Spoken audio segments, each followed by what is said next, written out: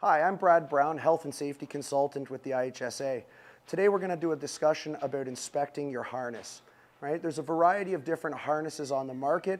There's a variety of different things we need to look for on our harnesses. So today's video is going to be more of a general inspection, and we always want to make sure that we refer to our manufacturer's instructions to find the very specific things we need to look at on our own harnesses. Now, when we want to inspect one of our harnesses, the most important thing we need to do first is verify that this is CSA approved, right? So we're going to try and find the label on it. In the case of the DBI Sala Delta harness that I have here, it's inside this Velcro package on the back. So we open it up and we take a look inside and we try and find our CSA logo, which we then find on our harness here to verify that it's CSA approved. Once we've verified that it's CSA approved, we want to check it for its fall deployment indicators. Now, each manufacturer is a little bit different for that. A lot of manufacturers today are using this fold-over stitching that we have here. If this is damaged in any way, or if the stitching is ripped out, we know that this harness has been damaged in a fall or in some other way, or it's been stressed. So we know that we have to take the harness out of service. Once we've verified that our harness is CSA approved and that our fall deployment indicators are intact, then we can start our full inspection of our harness.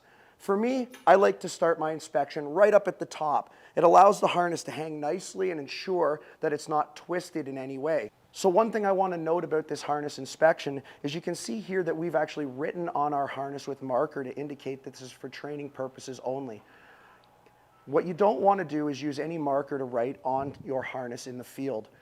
Most manufacturers provide a label that you can write on, or you can contact the manufacturer and get an approved marker in order to mark or label your harnesses. So we're going to start with our D-ring. You want to check the D-ring for any damage. This is a metal component, so we have to understand that any twists or bends or corrosion in this portion will actually indicate that this harness needs to be taken out of service. So we check our D-ring to ensure that it's in good condition. Once we verify that our D-ring is in good condition, we take a look at this keeper pad on the back.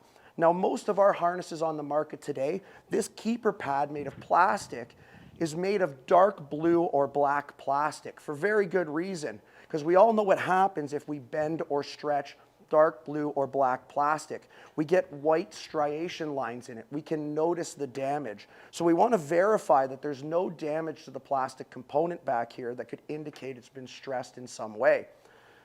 While we inspect our keeper pad, we start moving around our straps to ensure that the stitching is in good condition, nothing is damaged.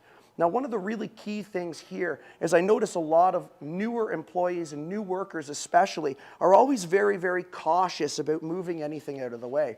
This harness is designed to save your life in a fall. So you don't need to be ridiculously gentle with it. You need to move that stitching, open it up, take a look inside, and really verify that everything is working the way it's supposed to be. Because if it isn't, it's your life that's on the line if you were to be in a fall. After we verify that our keeper pad and our stitching around the keeper pad is in good condition, now we can start to inspect the rest of the body of the harness. All right? What I like to do is I like to come down the back side of the harness first. Now I'm going to start taking a look at my straps. I'm going to open up any areas and double check that the stitching is all intact. Verify that there's no fraying, no ripped stitching. When we're looking at the strap itself, we're going to inspect it for damage such as burns, cuts, abrasions, right? Any chemical damage. Now, one of the really key things with inspecting the straps on our harness is to verify it hasn't had any UV damage. All of our harnesses are made of a plastic material that is very highly susceptible to UV damage. And it's actually fairly easy to check how and what kind of damage it's had from UV radiation. If the outside of the harness strap is more faded than the backside, you know that it's been damaged. In addition, as you feel the harness, sometimes you can feel things before you actually see them. If it starts to feel dry, that's a good indication that it's time to think about taking your harness out of service. All right? So we continue checking our straps until we get down to the area where our hips are located.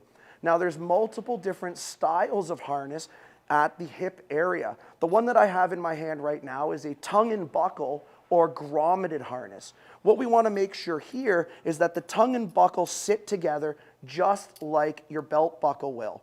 Right? It's got a slight bend in the buckle itself so that it seats properly against it.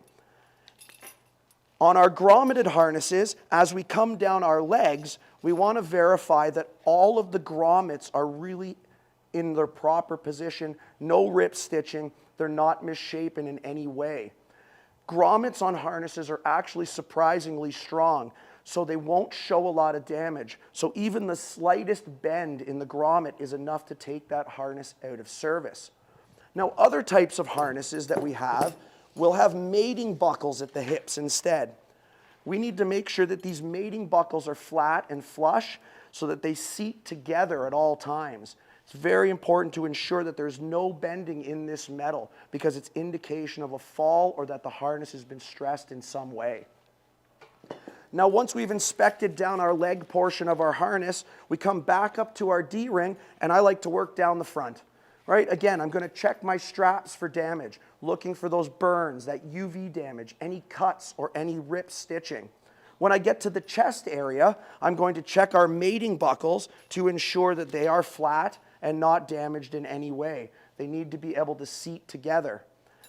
I'm going to continue down the length of the harness, and you may find a variety of different things as you go along. This style of harness has a way to adjust it that's very simple.